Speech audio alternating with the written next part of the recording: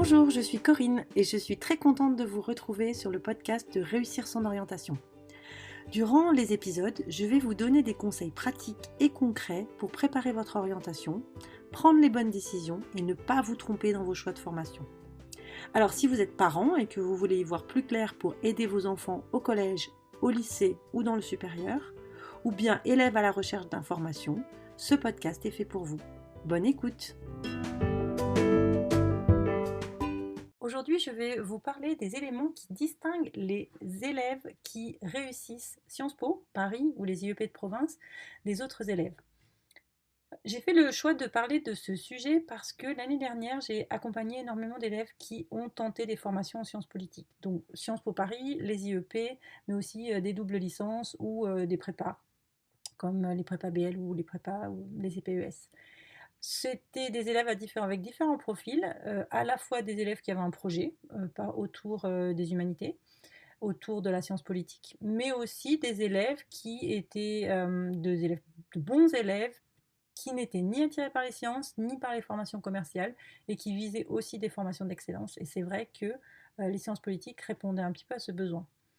Et ce que j'ai observé l'année dernière, c'est que malgré leurs très bons bulletins, voire très très bons bulletins, euh, il y a eu beaucoup de déceptions et des élèves qui n'ont pas été acceptés dans les formations. Alors Sciences Po Paris évidemment, mais dans les IEP non plus, et parfois même dans les doubles licences sciences politiques ou les licences sciences politiques. J'ai la chance depuis plusieurs années d'avoir entraîné des élèves à l'oral de Sciences Po, d'avoir entraîné des élèves qui ont réussi l'oral de Sciences Po, qui ont réussi Sciences Po, et d'avoir pu discuter avec des élèves de Sciences Po Paris. Et j'ai donc décidé et pu faire un espèce de portrait robot de l'élève qui réussit dans les sciences politiques. Et voilà, aujourd'hui, je vais vous présenter les 5 éléments qui me paraissent en fait distinguer ces élèves des autres élèves. Alors, le point numéro 1, c'est que les élèves que j'ai rencontrés ont tous eu d'excellents résultats scolaires. Alors, forcément, comme dans toutes les formations sélectives, et peut-être encore plus que dans les autres formations sélectives, le premier classement qui va se faire, c'est le classement grâce à la fiche à venir. Donc, de très bonnes moyennes, c'est très important. Des appréciations de bonne qualité, c'est très important aussi. Mais aussi un très bon classement dans la classe. C'est-à-dire qu'il faut viser d'être le premier, le deuxième de sa formation dans énormément de matières, alors peut-être pas dans toutes les matières, mais dans beaucoup de matières qui sont les matières que Sciences Po va observer, et d'avoir en plus de ça, dans le pied de bulletin, un engagement dans sa classe, un niveau très satisfaisant. Et si en plus vous avez la chance d'être dans une classe avec un niveau très satisfaisant, en ayant vous-même une implication très satisfaisante et un niveau très satisfaisant, vous avez de grandes chances d'être très bien classé par l'algorithme de la formation et donc forcément de Sciences Po. Donc forcément, plus une formation est sélective, plus les notes doivent être excellentes, excellentes dans toutes les matières. Là, on va appeler, voilà, ici, c'est vraiment un ensemble, le bulletin dans son ensemble qu'on va regarder. Maintenant, c'est là où parfois le problème arrive, c'est qu'en fait, les très bonnes notes, un élève très scolaire, ne va pas forcément réussir à intégrer la formation sciences politiques de son choix, et principalement pas une formation à Sciences Po Paris. En IEP, c'est différent puisqu'il y a un concours à préparer, mais pour Sciences Po Paris ou des doubles diplômes, des doubles licences, on va peut-être chercher un tout petit peu plus loin. Je dirais même aussi que des élèves qui n'ont pas forcément d'excellentissimes résultats, de bons résultats quand même, soyons honnêtes, peuvent aussi intégrer des formations en sciences politiques si les points que je vais vous présenter par la suite sont des points qui sont très très forts dans leur dossier. Alors, quels sont les autres points? Donc, le deuxième point, c'est j'ai remarqué que les élèves qui réussissent dans ces formations-là sont des élèves actifs. C'est des élèves qui s'investissent dans leur temps libre. C'est des élèves qui font partie d'une association. C'est des élèves qui vont donner des coups de main. C'est des élèves qui, s'ils font du sport, sont impliqués dans leur sport, qui arrivent à continuer leur instrument de musique. Donc bref, ce sont des élèves qui, de manière générale, s'intéressent à ce qui se passe autour d'eux, qui sont scolaires, qui ont des bonnes notes, mais pas que. D'accord? Alors pourquoi? Parce que cela démontre qu'ils ont réellement une curiosité par rapport à ce qui se passe autour d'eux. Cela démontre aussi qu'ils ont une capacité de travail qui est importante puisqu'ils arrivent à combiner à la fois l'école et les activités périscolaires et en plus à réussir très très bien dans les deux. Pas nécessaire non plus, alors évidemment plus on a des moyens financiers importants, peut-être plus c'est facile de faire ces activités, mais pas forcément non plus, hein. Il est aussi possible de s'impliquer dans la vie de son quartier, dans la vie de son voisinage, hem, et de continuer son sport dans une association sportive sans forcément avoir un budget phénoménal. Ce qui compte, c'est d'être capable d'expliquer cette implication, de montrer que l'implication elle est alignée avec les valeurs et donc peut-être d'avoir fait un petit travail sur ces valeurs et montrer comment le projet de vie que tu auras toi à travers de Sciences Po va être aligné en fait avec la formation que te propose Sciences Po. Et en fait, c'est là où la différence se fait, c'est-à-dire que on va pas faire Sciences Po parce qu'on sait pas quoi faire, on va faire Sciences Po parce que l'enseignement proposé va en fait compléter qui on est déjà. Et c'est la pierre à l'édifice qui va juste compléter ce qu'on a vraiment envie de faire et ce en quoi on croit et qui se démontre finalement dans les valeurs dans lesquelles on s'implique dans les associations, etc. Le troisième point, c'est que, et pour moi c'est peut-être le plus important, c'est qui est peut-être celui que j'ai le moins, qui est peut-être le moins facile à expliquer sur le papier, mais qu'on ressent vraiment à l'oral, c'est qu'un élève qui rentre en formation de sciences politiques est un élève qui est naturellement curieux.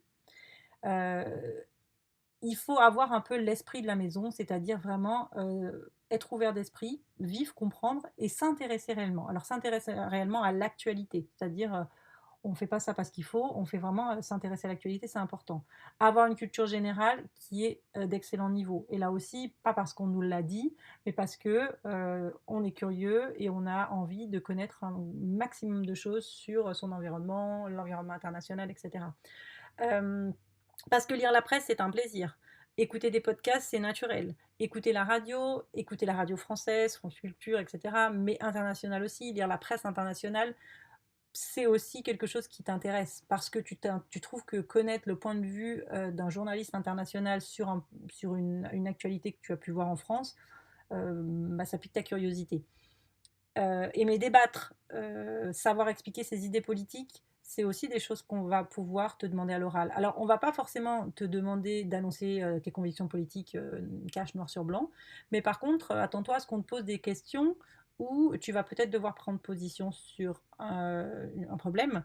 Et là, il va falloir que tu justifies ta position, mais que tu sois aussi capable de reconnaître la position d'une autre personne qui a peut-être une opinion complètement différente de la tienne. Et ça, tu peux l'avoir que justement en étant curieux, mais en étant aussi tolérant et en ayant aussi un esprit qui va te permettre de comprendre un peu comment pensent les autres.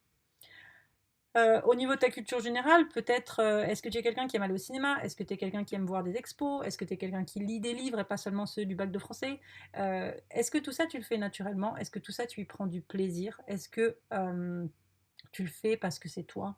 Parce qu'évidemment, et on va le voir dans le point suivant, on peut l'apprendre et on va l'apprendre parce qu'il va falloir forcément te renforcer, tu ne seras pas parfait sur tous les points. Mais si tu n'as pas cette inclinaison naturelle à le faire, ça sera compliqué pour toi et de pouvoir réussir dans ces formations. Le quatrième point, c'est les élèves qui ont réussi, avec lesquels j'ai travaillé, ce sont des élèves qui se sont préparés et qui se sont préparés longtemps à l'avance. C'est-à-dire que, alors c'est évident pour les IEP de province puisqu'il faut réussir, alors dans presque tous, un concours écrit. Ce concours écrit, on ne peut pas commencer à le préparer au mois de janvier. C'est un concours qui se prépare au minimum au début de l'année de terminale, parfois avant. On peut le faire grâce aux annales qui sont sur les sites internet. On peut aussi le faire au sein de son lycée. Parfois, il y a des lycées qui proposent des formations Sciences Po. On peut le faire tout seul en allant préparer des sujets, en demandant à son prof d'histoire géo, par exemple, de corriger les sujets. On peut aussi le faire avec des formations privées, par exemple la formation du tremplin IEP, la formation du repère aussi, est une formation de très bonne qualité, qui vont te préparer à l'écrit des IEP et qui pourra aussi te préparer à l'oral de Sciences Po Paris. Travailler aussi avec d'autres élèves qui veulent préparer les concours avec toi, parce qu'ensemble on va plus loin, on peut confronter ses idées. Pour te préparer, tu peux aussi contacter les anciens élèves de Sciences Po. Tu peux aussi leur demander de relire, surtout si tu proposes Sciences Po Paris, bah, de relire en fait les réponses à tes questions, relire ton projet de formation motivé. Aller rechercher les associations qui sont dans les IEP, dans les doubles licences. En fait, être actif dans tes recherches aussi. C'est-à-dire que cet esprit de curiosité et de proactivité dont tu fais preuve dans ta vie de tous les jours, tu vas aussi en faire preuve dans ta candidature. Et c'est ce qui va faire la différence aussi par rapport aux autres élèves qui ont juste suivi peut-être un cursus un peu plus traditionnel. Parce que oui, ces élèves-là ne sont pas forcément traditionnels. Dernier point, alors c'est a priori plutôt la cerise sur le gâteau, et une jolie cerise, c'est un bon niveau en langue. Donc c'est un atout, c'est-à-dire que c'est pas rédhibitoire si t'es pas très bon. Après, jusqu'à un certain point, évidemment, il faut quand même avoir un niveau qui soit quand même plutôt correct. Alors, on va dire peut-être aller à un niveau B2. Mais si tu n'as pas un niveau excellent dans tes deux langues, mais par contre tu as au moins un bon niveau d'anglais, c'est très bien.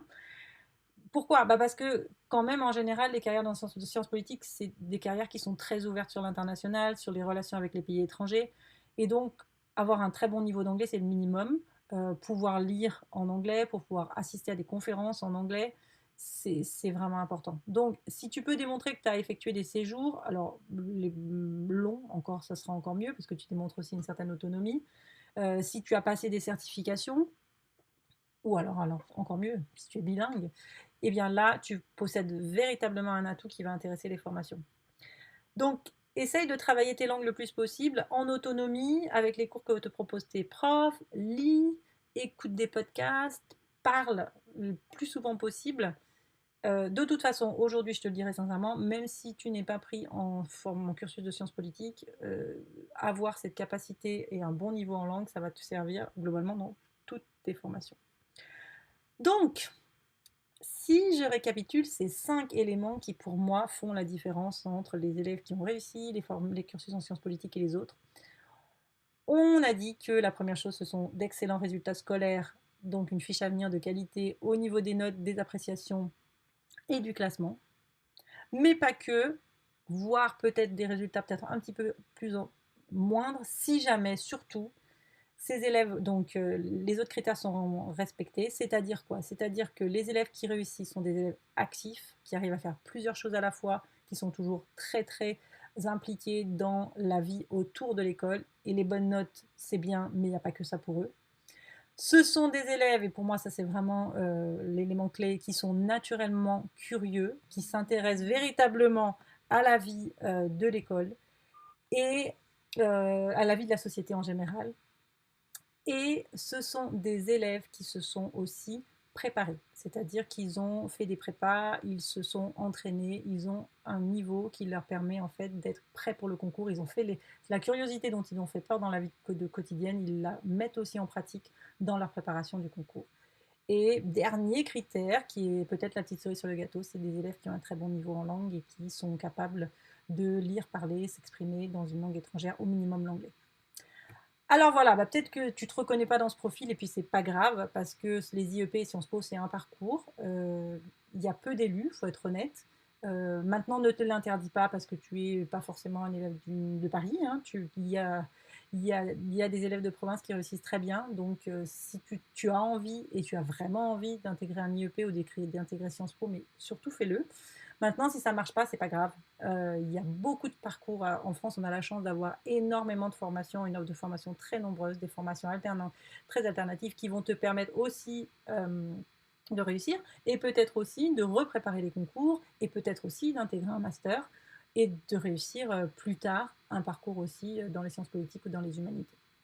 Voilà, j'espère que ces informations t'aideront à construire ton projet, à savoir un petit peu plus si c'est la formation que tu as choisie, c'est la formation qui est bien pour toi, et surtout si c'est vraiment cette formation en sciences politiques que tu veux faire, à te préparer, début de terminale, mais même avant, peut-être première, voire même seconde, à créer ton dossier, ton profil, qui va te permettre d'être pris dans la formation que tu veux. Voilà, je te souhaite une bonne soirée, journée, où que tu sois dans ta journée, et je te dis à très bientôt.